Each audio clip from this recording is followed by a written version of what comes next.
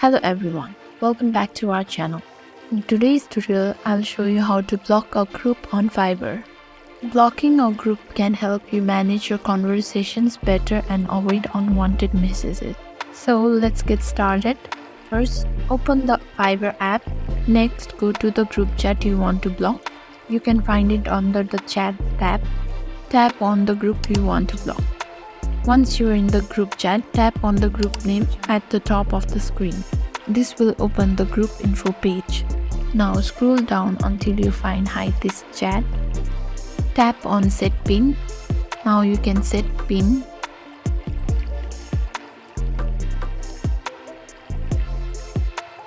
Once you have set the pin, this group chat will be blocked.